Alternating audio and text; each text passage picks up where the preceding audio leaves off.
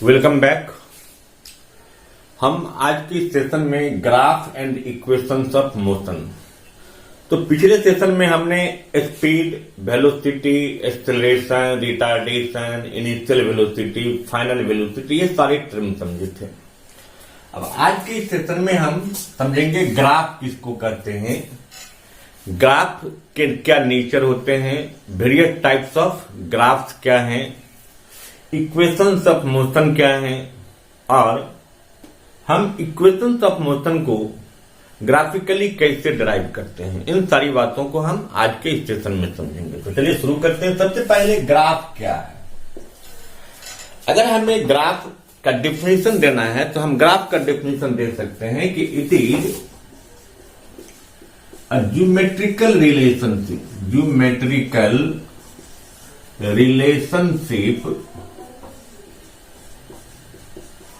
between two physical quantities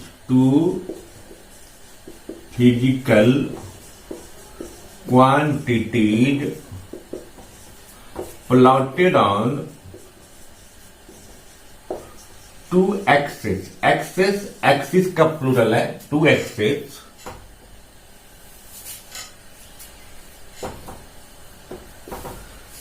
graph क्या है।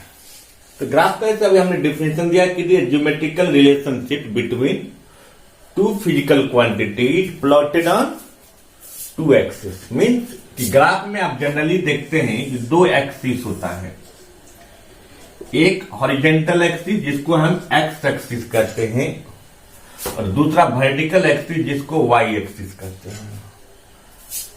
तो ये जो दो फिजिकल क्वांटिटीज है, इस दो फिजिकल क्वांटिटीज में एक डिपेंडेंट होता है, एक डिपेंडेंट है और एक इंडिपेंडेंट होता है। तो इंडिपेंडेंट जो होता है इस क्वांटिटीज को हम एक्स एक्सिस पर डिनोट करते हैं और जो डिपेंडेंट फिजिकल क्वांटिटीज है उसको हम वाई एक्सिस पर डिनोट करेंगे। आप कहेंगे इंडिपेंडेंट मतलब क्या है। इंडिपेंडेंट का मतलब होता है जो किसी पर डिपेंड नहीं है, यानी एक्स एक्सिस जो है इंडिपेंडेंट होता है, या कोई भी फिजिकल क्वांटिटी अगर इंडिपेंडेंट होगा तो उसको हम एक्स एक्सिस पर डिनोट करेंगे।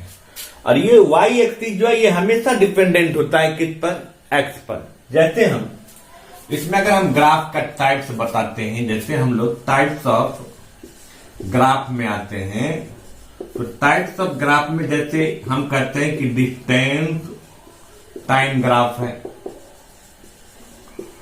अब ये देखिए दो फिजिकल क्वांटिटी यहां डिस्टेंस और टाइम है, तो टाइम हमेशा इंडिपेंडेंट है, इसलिए टाइम को हम हमेशा कहां एक्स एक्सिस पर रखेंगे और डिस्टेंस को कहां वाई एक्सिस पर रखा जाएगा। अगर हम डिस्टेंस में ही, अब आप इसको डिस्प्लेसमेंट भी कर सकते हो, कोई अगर डिस्प्लेसमेंट टाइम ग्राफ कहेगा या डिस्टेंस टाइम ग्राफ कहेगा। एक होता है speed time graph. Speed time graph में भी टाइम हमेशा कहां एक्स एक्सिस पर रखा जाएगा, या आप इसी को वेलोसिटी टाइम ग्राफ कहेंगे। एक एक्सेलरेशन टाइम ग्राफ, एक्सेलरेशन जो है उसको हम हमेशा वाई एक्सिस पर रखेंगे और टाइम को कहां एक्स एक्सिस पर रखेंगे। अब चलिए इसमें और आते हैं, अब बारी बारी से अब हम लोग इस डिफरेंट टाइप्स ऑफ ग्राफ को समझेंगे। तो सबसे पहले देखिए कि अब अगर हमें कोई कहेगा कि डिस्टेंस टाइम ग्राफ,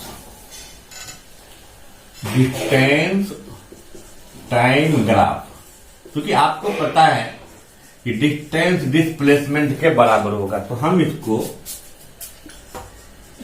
टाइम को इस पर रखते हैं एक्स एक्सिस पर, इसको इन सेकेंड में। आप यहां डिस्टेंस को इन मीटर रख दीजिए। अब यहां तीन तरह के ग्राफ बन सकते हैं। देखिए एक इस तरह का बन सकता है, एक इस तरह से कर्व लाइन बन सकता है और एक इस तरह से बन सकता है। यहां टाइम है, यहां डिस्टेंस है, यहां टाइम है और यहां डिस्टेंस है। ये टाइम और ये डिस्टेंस है। अब ये तीन तरह के डिस्टेंस टाइम ग्राफ बने। क्योंकि हम टाइप्स ऑफ मोशन में समझे हैं कि एक यूनिफॉर्म मोशन होता है और एक नॉन यूनिफॉर्म मोशन होता है। तो डिस्टेंस टाइम ग्राफ अगर स्लोप अगर स्ट्रेट देगा, सबसे पहले स्लोप क्या होता है हम इसको समझेंगे। तो स्लोप होता है ratio of Y axis to X axis, यानी वाई एक्सिस का एक्स एक्सिस के साथ जो रेशियो होता है। तो वाई एक्सिस को जनरली हम परपेंडिकुलर और एक्स एक्सिस को बेस करते हैं, तो इसीलिए स्लोप जो होता है वो P बाई बी बन जाता है, और P बाई बी का जो रेशियो होता है उसको हम टेन थीटा करते हैं। तो slope, how we can define slope of graph? तो slope of graph is the ratio of physical quantities plotted on Y axis to the physical quantities on X axis. Means dependent quantities versus independent quantities का जो ratio है वो slope देता है। तो अगर किसी भी डिस्टेंस टाइम ग्राफ का या डिस्प्लेसमेंट टाइम ग्राफ का अगर स्लोप एक स्ट्रेट लाइन है, जैसे आप इसको मिला दीजिए, जैसे इस तरफ से अगर हम इसको मिला दें, देखिए अब ये 1 सेकेंड है, ये 2 सेकेंड है, ये 3 है, ये 5 है, ये 10 और ये 15 है। तो हम देख रहे हैं कि फर्स्ट सेकेंड में बॉडी 5 मीटर का डिस्टेंस ट्रेवल किया, नेक्स्ट सेकेंड में 2 सेकेंड में 10 मीटर का डिस्टेंस ट्रेवल किया, 3 सेकेंड में 15 मीटर का डिस्टेंस ट्रेवल किया। तो यहां पर इस सेकेंड में पर सेकेंड में 5-5 मीटर का डिस्टेंस ट्रेवल किया। और हमें पता है जब कोई भी body equal interval of time में इक्वल डिस्टेंस को ट्रेवल करेगा तो हम उसको यूनिफॉर्म मोशन कहते हैं। तो पहला यहाँ क्वेश्चन आएगा कि डिस्टेंस टाइम ग्राफ का स्लोप अगर स्ट्रेट लाइन हो तो इसका क्या मतलब हुआ कि अगर डिस्टेंस टाइम ग्राफ का स्लोप अगर स्ट्रेट लाइन है, इट मीन बॉडी जो है यूनिफॉर्म मोशन में है। तो कोई भी बॉडी अगर यूनिफॉर्म मोशन में है उसका डिस्टेंस टाइम ग्राफ या डिस्प्लेसमेंट टाइम ग्राफ जो होता है वो स्ट्रेट लाइन होता है। क्लियर? अब क्या है कि इस पोजीशन पर ऑब्जेक्ट का स्पीड क्या था, तो हम डिस्टेंस टाइम ग्राफ से स्पीड निकाल सकते हैं। हमें पता है कि speed is equal to distance by time होता है। अब हम ए की बात करेंगे, तो जब बॉडी ए पर है तो डिस्टेंस कितना है 5 और टाइम कितना है 1, तो 5/1 यानी स्पीड 5 मीटर पर सेकेंड। बी पर आप जाएंगे तो 10/2 तो भी आपको 5 मीटर पर सेकेंड मिलेगा।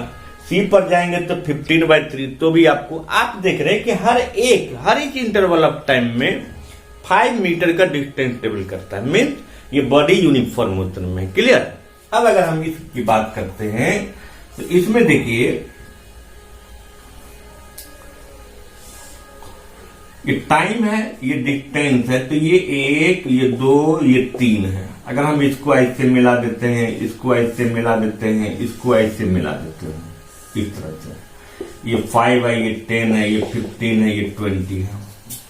चलो आप मान लेंगे कि 1 सेकंड में 5 मीटर गया, 2 सेकंड में फिर 10 गया, तीसरे सेकंड में कितना गया बताइए 10। ये 10 से 20 पर जाने में उसको 1 सेकंड लगा। तो पहला सेकंड में 5 मीटर पर सेकंड है, अगले सेकंड में भी 5 मीटर पर सेकंड है, बट अगले जो नेक्स्ट सेकंड है, थर्ड सेकंड जो है, उसमें आप अगर देखते हैं तो क्या स्पीड इसका घट रहा है या बढ़ रहा है। तो यहां पर अनइक्वल डिस्टेंस को ट्रेवल कर रहा है इक्वल इंटरवल ऑफ टाइम में। तो जब इक्वल इंटरवल ऑफ टाइम में कोई भी बॉडी अगर अनइक्वल डिस्टेंस ट्रेवल करेगा तो उसके मोशन को हम नॉन यूनिफॉर्म मोशन कहते हैं। तो क्वेश्चन आएगा कि नॉन यूनिफॉर्म मोशन अगर कर्व लाइन दे दिया, ग्राफ का स्लोप अगर कर्व हो गया, इट मीन बॉडी क्या नॉन यूनिफॉर्म मोशन में है। क्लियर? अब यहां देखिए ये क्या है, अगर 1, 2, 3 लिए, इस पर देखिए, इसको मिला दीजिए, इसको मिला दीजिए, और ये 5 है, ये 10 है। 1 सेकंड में 10, अगले सेकंड में भी, तो क्या हो रहा है, मतलब यहां पर हम ये बताएंगे कि अगर डिस्टेंस टाइम ग्राफ का स्लोप जो होगा, लाइन जो होगा, अगर टाइम एक्सिस के पैरेलल है तो बॉडी क्या रेस्ट में है। ठीक है? अगर कर्व लाइन है तो ये नॉन यूनिफॉर्म मोशन में है, यानी इसका नॉन यूनिफॉर्म स्पीड हो जाएगा। और स्लोप अगर स्ट्रेट लाइन है तो इसका मतलब क्या हो गया कि बॉडी यूनिफॉर्म स्पीड में है, इक्वल इंटरवल से क्या वो अपना डिस्टेंस को ट्रेवल कर रहा है उसका कांस्टेंट स्पीड है। क्लियर हो गया डिस्टेंस टाइम ग्राफ। अब अगर हम इसी में आते हैं स्पीड टाइम ग्राफ। अब डिस्टेंस के बाद स्पीड टाइम ग्राफ या वेलोसिटी टाइम ग्राफ देखिए।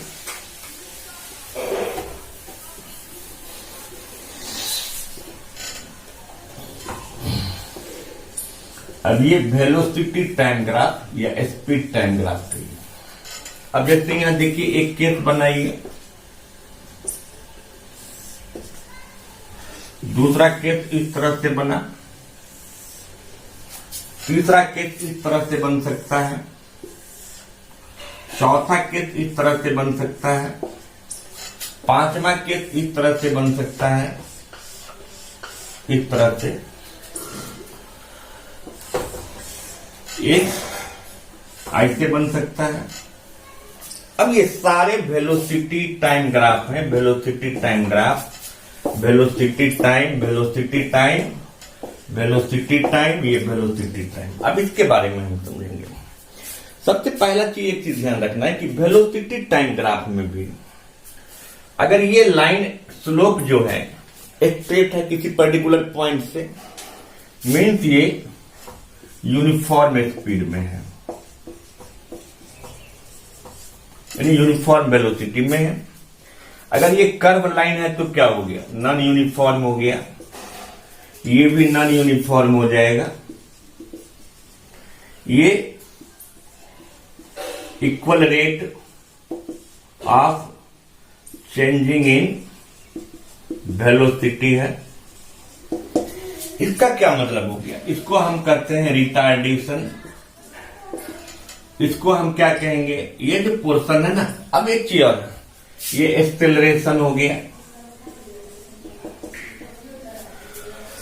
तो सबसे पहले अगर कोई वेलोसिटी टाइम ग्राफ दिया होगा तो वेलोसिटी टाइम ग्राफ से आप डिस्टेंस निकाल सकते हैं, और वेलोसिटी टाइम ग्राफ में जितना टोटल एरिया ऑक्यूपाई होगा किसी भी मूविंग बॉडी के द्वारा, वो उसका डिस्टेंस टेबल हो जाता है सबसे पहले। तो क्वेश्चन कोई भी पूछेगा कि which physical quantity obtained by area occupied in velocity time graph. तो वेलोसिटी टाइम ग्राफ में किसी भी मूविंग ऑब्जेक्ट के द्वारा जितना एरिया ऑक्यूपाई होगा, वो जो एरिया आएगा जिस यूनिट में, वही उसका डिस्टेंस टेबल हो जाएगा। क्लियर। वेलोसिटी टाइम ग्राफ से हम एक्सेलरेशन भी निकाल सकते हैं, क्योंकि एक्सेलरेशन क्या होता है, v minus you by T होता है, आपको पता है। और जिस पॉइंट से वो स्टार्ट होगा, ये उसका इनिशियल वेलोसिटी, और ये इसका जो करेस्पॉन्डिंग पॉइंट होगा, ये फाइनल वेलोसिटी होगा। ये पॉइंट T1 हो गया, और इस पॉइंट को आप T2 मान लो। तो v में से u को घटा देंगे तो ये v माइनस यू आएगा। t, चूंकि एक को हम ऐसे भी लिखते हैं, delta v by delta t, मतलब v minus you by T2 minus T1, जहां T2 का मतलब फाइनल टाइम, T1 का मतलब इनिशियल टाइम। तो वेलोसिटी टाइम ग्राफ का जब लाइन स्लोप जब स्ट्रेट होगा तो समझ जाएंगे कि एक्सेलरेशन पॉजिटिव है, और वो यूनिफॉर्म रेट से अपने वेलोसिटी को क्या चेंज कर रहा है। अगर ये कर्व लाइन देगा तो कर्व लाइन का मतलब होगा कि ये ऑब्जेक्ट जो है वो नॉन यूनिफॉर्म वेलोसिटी में है। कभी ऑब्जेक्ट का वेलोसिटी इंक्रीज करता है, फिर कभी क्या डिक्रीज करता है। सेम चीज ये देगा। अगर equal rate in changing in velocity, या मीन्स क्या, there is no changing in velocity, तो वेलोसिटी में कोई चेंजिंग नहीं होगा। जो उसका इनिशियल वेलोसिटी है वही फाइनल वेलोसिटी है। इस केस में एक्सेलरेशन 0 हो जाएगा, और ये इसका u हो गया, और ये पॉइंट इसका v हो जाएगा। यानी यहां पर u ही बड़ा हो गया, इनिशियल वेलोसिटी ही बड़ा हो गया किससे, फाइनल वेलोसिटी से। तो जब इनिशियल वेलोसिटी जब ज्यादा हो जाएगा फाइनल वेलोसिटी, तो एक्सेलरेशन क्या आ जाएगा, नेगेटिव। तो कोई पूछेगा कि वेलोसिटी टाइम ग्राफ में का स्लोप जब डाउनवर्ड होगा तो इसका मतलब एक्सेलरेशन नेगेटिव है, यानी वो रिटार्डेशन में है, ऑब्जेक्ट जो है वो डिसेलरेशन में है। एक ये जिग जैग देगा, तो जिग जैग का मतलब क्या हो जाएगा, कि जिग जैग का मतलब हो जाएगा कि पहले ये क्या हुआ, अपवर्ड गया, मतलब इंक्रीज किया। फिर अगर ये पैरेलल हो गया तो there is no changing in velocity, means acceleration is 0। फिर अगर मान लीजिए इस तरह से ऊपर गया तो फिर घटा। इसी में अगर इस तरह से कर देगा कोई, चलो ऐसे लाया, फिर ऐसे किया, फिर ऐसे लाया, फिर ऐसे किया, तो और ऐसे करके अगर दे देगा तो पहले रिटार्डेशन अपना उसका स्पीड क्या हुआ बॉडी का घटा, फिर कांस्टेंट हो गया, फिर घटा, फिर कांस्टेंट हो गया। तो अगर वेलोसिटी टाइम ग्राफ अगर जिग जैग होगा मतलब क्या कि वो उसका जो एक्सेलरेशन है वो फ्लक्चुएट करता है, कभी नेगेटिव होता है, कभी पॉजिटिव होता है, या कभी पॉजिटिव होगा, कभी जीरो होगा, कभी नेगेटिव होगा, कभी जीरो होगा, इस तरह से वो जिग जैग होगा। तो वेलोसिटी टाइम ग्राफ इस तरह से आपके पास हो सकते हैं। अब चलिए ये ग्राफ के बाद हम क्या समझेंगे, इक्वेशंस ऑफ मोशन। अब देखिए इक्वेशन ऑफ मोशन की बात जब हम करेंगे तो इक्वेशन ऑफ मोशन में जनरली तीन तरह के इक्वेशंस ऑफ मोशन होते हैं। सबसे पहले सिंबल का मतलब हमको समझना पड़ेगा। ए का मतलब हम जानते हैं कि एक्सेलरेशन होता है। एक्सेलरेशन का मतलब हुआ the rate of changing in velocity. T का मतलब टाइम टेकन होता है। यू का मतलब इनिशियल वेलोसिटी होता है। भी का मतलब फाइनल वेलोसिटी होता है। और एस का मतलब डिस्टेंस होता है। एस मतलब डिस्टेंस ट्रेवल्ड। ठीक है, ये क्वेश्चन है। अगर एस डिस्टेंस ट्रेवल्ड है, यू इनिशियल वेलोसिटी है, बी फाइनल वेलोसिटी है, टी टाइम टेकन है, ए एक्सेलरेशन है, तो इसी सिंबल से, इसी फिजिकल क्वांटिटी से तीन इक्वेशंस ऑफ मोशन बने हैं। याद रखना है, फर्स्ट इक्वेशन ऑफ मोशन जो है वो v is equal to u plus a t होता है, जहां v का मतलब फाइनल वेलोसिटी, यू मतलब इनिशियल वेलोसिटी, ए मतलब एक्सेलरेशन, टी मतलब time. Second equation s is equal to u t plus half a t square. और third equation जो है वो v square minus u square is equal to 2as। देखिए जैसे ये तीन है तो ये हमको याद रखना पड़ेगा कि जब भी कोई कहेगा हमको फर्स्ट इक्वेशन, तो ये नहीं कि हम कोई भी बता देंगे, या डिफाइन है, ये फर्स्ट इक्वेशन ऑफ मोशन है, ये सेकंड इक्वेशन ऑफ मोशन है, ये थर्ड इक्वेशन ऑफ मोशन है। इसी को कोई कोई ऐसे भी लिखता है बी स्क्वायर बराबर यू स्क्वायर प्लस 2as। तो याद रखना है कि ये पहला इक्वेशन जो है इसका कॉमन नेम है वेलोसिटी टाइम इक्वेशन। क्या है? Velocity time equation. पहला इक्वेशन हमको किसी भी मूविंग ऑब्जेक्ट का वेलोसिटी टाइम के बारे में आइडिया देता है। दूसरा इक्वेशन जो है वो पोजीशन टाइम इक्वेशन आता है, पोजीशन और टाइम देगा। और थर्ड इक्वेशन जो है इसको हम पोजीशन वेलोसिटी इक्वेशन कहते हैं। तो first equation means velocity time equation. And what is velocity time equation? तो v is equal to u plus a t, s is equal to u t plus half a t square. इसको हम क्या कहते हैं? Position time equation. Third equation क्या है? v square minus u square is equal to 2as, या v square is equal to u square plus 2as। इसको हम पोजीशन वेलोसिटी इक्वेशन कहते हैं। ये सबसे पहले आपको याद होना चाहिए। इसमें ये सिंबल भी हम कंफ्यूज नहीं करेंगे। अब यहां पर आता है ये जो तीन इक्वेशन ऑफ मोशन बने हैं इसका डेरिवेशन कैसे होता है। अब देखिए, तो डेरिवेशन करने के लिए हम सबसे पहले क्या करते हैं, अब हम यहां पर एक क्वेश्चन यहां पर लिखेंगे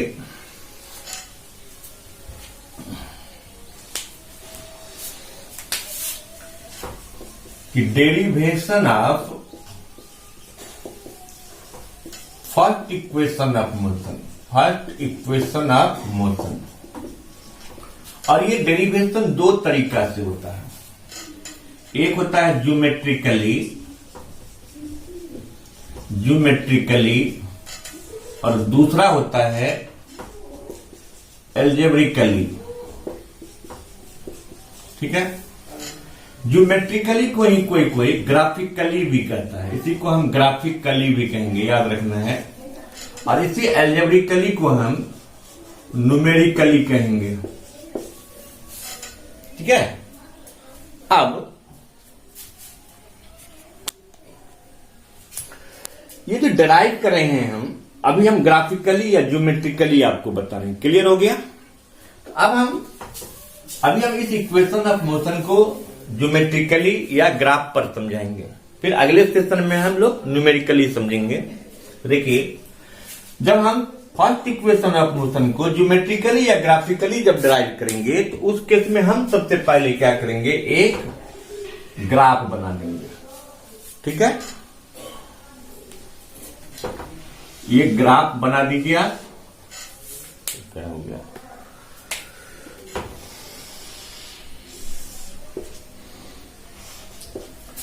अब ये वेलोसिटी है, सॉरी टाइम, इसको आप इन सेकंड में लेंगे। ठीक है, टाइम इन सेकंड, और यहां हम वेलोसिटी इन मीटर पर सेकंड लेंगे। ठीक है, ये पता है आपको, ये एक्स एक्सिस है, ये वाई एक्सिस है। सपोज कीजिए कि कोई भी ऑब्जेक्ट यहां से जर्नी स्टार्ट किया और यहां तक आया। मान लेते हैं कि ये जो पॉइंट है, इस पॉइंट पर जो उस ऑब्जेक्ट का वेलोसिटी था वो इनिशियल वेलोसिटी था, और इस पॉइंट पर जो इसका वेलोसिटी था ये इसका फाइनल वेलोसिटी था।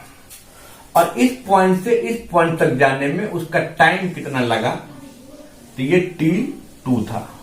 ठीक है, और ये 0 है, t1, यानी ये t1 0 है। ठीक है, अब इसका स्लोप, क्योंकि ऑब्जेक्ट यहां से चलना शुरू किया, इस पॉइंट को आप ज्वाइन कर दीजिए, तो इसका नाम हम a दे देते हैं, ये b दे देते हैं, इसको c कर देते हैं। इस पॉइंट से ये घूमना शुरू किया, आप इसको थीटा मान लो। अब देखिए ए बी सी क्या बन गया, एक राइट एंगल ट्रायंगल बना। इसको जब सबसे पहले हम डिराइव करना शुरू करेंगे तो लिखना पड़ेगा ये, let us consider an object whose initial velocity is u। ये u है इसका initial velocity, and acquires a final velocity v in time t। Then जब कोई भी बॉडी इनिशियल वेलोसिटी u से अपना फाइनल वेलोसिटी v बनाता है टाइम टेकन t में, तो उसका एक्सेलरेशन क्या होगा बताइए। तब तो उसका एक्सेलरेशन जो होता है, हमें पता है कि एक्सेलरेशन का डेफिनेशन होता है कि rate of changing in velocity. So हम एक्सेलरेशन का symbol A, rate of changing in velocity को हम डेल्टा v माइनस क्या, डेल्टा t लिख सकते हैं। तो जब a is equal to delta v minus delta t लिख सकते हैं, तो आप फिर देखिए तब a इज इक्वल टू क्या लिखा जाएगा, डेल्टा v, मतलब changing in velocity means v minus u by क्या, t। और इसी को अगर हम क्रॉस मल्टीप्लाई कर देते हैं तो v minus u is equal to क्या आता है, at। और माइनस u को अगर हम इधर भेज देते हैं तो v इज इक्वल टू क्या मिलता है, u प्लस at। और इस तरह से ये जो v is equal to u plus at आता है, इसको हम लोग क्या करते हैं कि ये फर्स्ट इक्वेशन ऑफ मोशन हो गया। और इस तरह से हम फर्स्ट इक्वेशन ऑफ मोशन को डिराइव कर सकते हैं। क्लियर? अब चलिए, अब अगर फिर हमें कोई कहेगा कि नहीं अब सेकेंड इक्वेशन ऑफ मोशन को आप डिराइव करके बताओ, तो देखिए सेकेंड इक्वेशन ऑफ मोशन को हम कैसे डिराइव करेंगे। तो सेकेंड इक्वेशन ऑफ मोशन में चूंकि इसका नाम क्या है, पोजीशन टाइम इक्वेशन, पोजीशन का मतलब होता है कि कितना डिस्टेंस ट्रेवल किया। इसमें भी इसको तो चेंज कर दीजिए, आप यहां से चेंज कर दीजिए, इसको ये लाइन हटा देना है, इसको आप यहां 0 कर दीजिए, आप इसको T2 हटा दीजिए, T कर दीजिए, और इसको हम डी कर देते हैं और हम इसको मिला देते हैं। चलो ठीक है, ये टी रहा, थीटा रहा। तो ये देखिए, ध्यान दीजिए कि ये जितना होगा वही ये भी होगा। और अगर ये u है तो इसका क्वांटिटी u हो गया, और अगर ये u है तो ये भी u होगा, और यहां से लेके यहां तक ये पूरा v है, तो फिर ये v माइनस u हो गया। इसमें भी जब हमें सेकेंड इक्वेशन ऑफ मोशन को जब ग्राफ पर डिराइव करना होगा तो सेम चीज लिखना है कि let us consider an object for initial velocity u acquires of final velocity v in time taken t, then acceleration नहीं लिखेंगे, तब हम क्या लिखेंगे, then distance travelled is equal to, distance travel का फॉर्मूला होता है average velocity into time. Distance अगर कहीं पर किसी क्वेश्चन में अगर मान लीजिए सीधा एवरेज वेलोसिटी और टाइम दिया होगा तो डिस्टेंस टेबल क्या हो जाता है, एवरेज वेलोसिटी इनटू टाइम हो गया। तो डिस्टेंस टेबल का सिंबल हम एस लिखते हैं, तो एस इज इक्वल टू, और एवरेज वेलोसिटी क्या था, u प्लस v। आपको देखेंगे पिछले सेशन में हमने बताया था कि average velocity is also defined as the average of final and initial velocity. So it can be said कि s is equal to v plus u by 2 into t. लिखिए, तो जब ये s is equal to v plus u by 2 into t आया, देखिए यहां पर position और टाइम ये तो रखना है। अभी हमने देखा है कि v minus u is equal to a t होता है। अगर v minus u is equal to a t होता है तो हम ये जो फॉर्मूला यूज करेंगे तो ये न्यूमेरिकली में जाता है, बट अभी आपको कैसे डिराइव करना है, सेकेंड इक्वेशन ऑफ मोशन आपको ग्राफ पर डिराइव करना है। तो कभी कभी हम लोग क्या करते हैं कि हम ये फॉर्मूला यूज कर लेते हैं, डिस्टेंस ट्रेवल। आपको ये न्यूमेरिकली में, यानी एल्जेब्रा में ये फॉर्मूला यूज किया जाता है, लेकिन जब हम ग्राफ पर जाएंगे तो अभी आपको बताते हैं हम कि वेलोसिटी टाइम ग्राफ में डिस्टेंस टेबल क्या होता है। डिस्टेंस टेबल जो होता है, total area occupied under velocity time graph, ये होता है। ठीक, क्लियर। अब ये डिस्टेंस ट्रेवल का सिंबल हम एस लिखते हैं। अब टोटल एरिया जो इसमें लिखा जाएगा वो क्या लिखेंगे हम कि s is equal to, total area क्या होगा, ये रेक्टेंगल है और ये ट्रायंगल है, तो मतलब area of rectangle AODB plus ABC, एक ट्रायंगल है, plus area of triangle ABC। तो ये S is equal to area of rectangle, हम जानते हैं लेंथ इंटू ब्रीथ होता है, तो आप बताइए U इंटू टी हो जाएगा कि नहीं, तो U इंटू टी प्लस, और ये एक राइट एंगल ट्रायंगल है और राइट ट्रायंगल का area 1/2 into base into height होता है, तो 1/2 इंटू इसका बेस क्या हो गया T, और ये क्या हो गया V माइनस यू, तो V minus you into t. S is equal to u t, u को टी से मल्टीप्लाई करेंगे, यू टी प्लस 1/2 इंटू, क्योंकि V माइनस यू। अब देखिए, अभी जब हम लोग first equation of motion derive किए थे उसमें देखे थे कि V इज इक्वल टू क्या होता है, u प्लस एटी।